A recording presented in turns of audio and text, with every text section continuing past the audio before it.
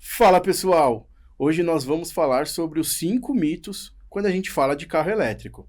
Meu nome é Evandro Mendes, sou CEO e fundador da Elétricos, empresa especializada em infraestrutura de recarga para veículos elétricos, e eu estou cansado de ouvir alguns mitos que são absurdos, tá? E eu vim aqui hoje deixar claro para vocês que eles são absurdos. O primeiro mito: carro elétrico dá choque. Pessoal, carro elétrico não dá choque, tá?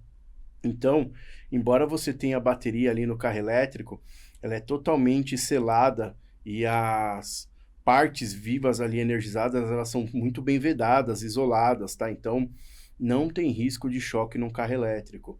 O risco de choque num carro elétrico é tão igual a um carro a combustão, tá? Então, assim, é muito pequeno.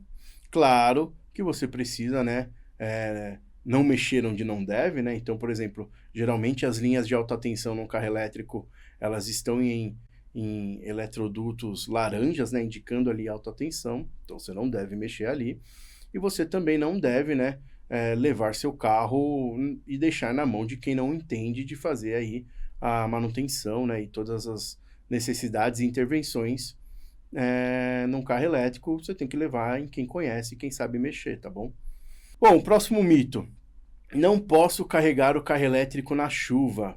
Isso é mentira, você pode sim carregar o carro elétrico na chuva, tá?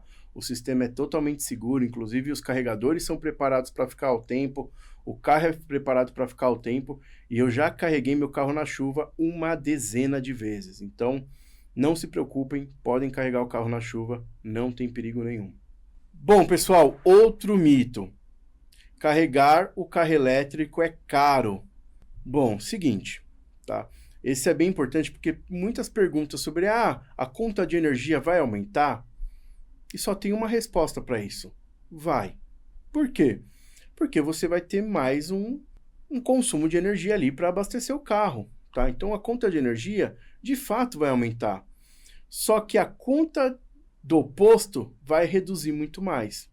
Então isso que é importante, tá? Embora a tua conta de energia aumente, você deixa de consumir combustível, né? E a tua conta do posto diminui. Então, para você ter uma ideia, para a gente rodar 100 quilômetros num carro a combustão, a gente gasta aí na média R$ 55, tá?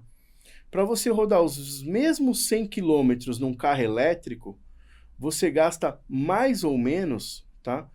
Uns R$ 15. Então, a gente está falando de um custo entre um terço a um quarto menor. Então, isso é uma diferença muito grande.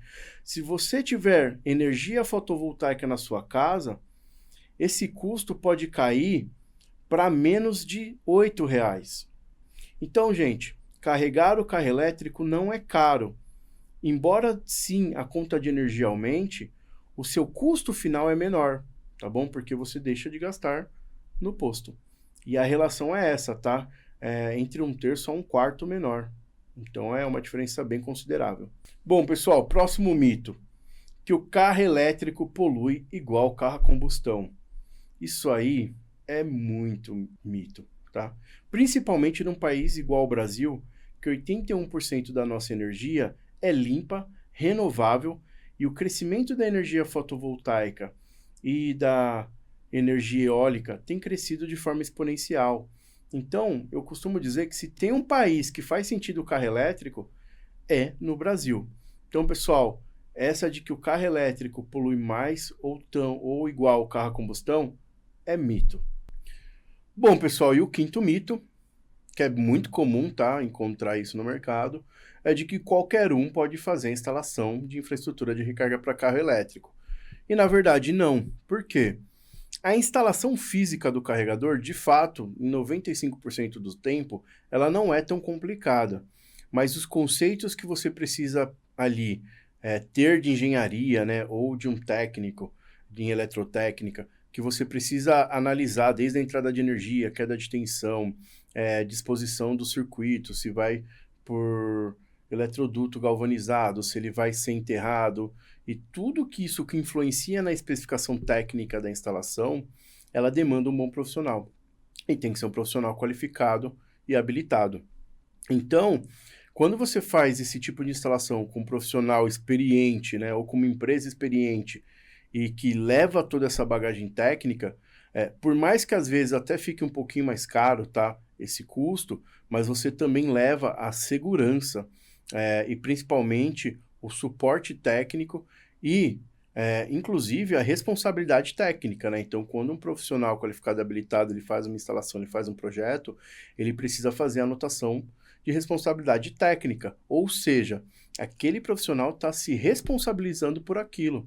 E isso, se caso venha a ter algum problema, pode inclusive ser um ponto bem crítico para esse profissional, porque ele está pondo o nome dele naquela instalação, ele está pondo o nome dele naquele projeto, e ele pode responder civilmente se alguma coisa sair ali fora do planejado e acontecer. Então, pessoal, não é qualquer um que instala ponto de recarga, fiquem muito atento a isso, porque às vezes o barato pode sair muito caro. Se você tiver qualquer problema ali, lembra que a gente está falando de recarga de veículos, hoje, de 150, 300, 500, 1 milhão de reais.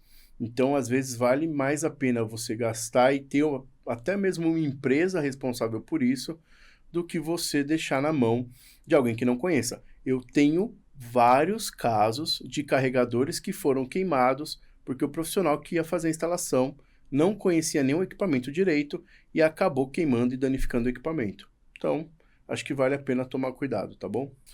Bom, pessoal, e se vocês quiserem contar com o apoio da Elétricos, caso vocês precisem de carregadores, de instalação, ou o cliente de vocês precisem, tá?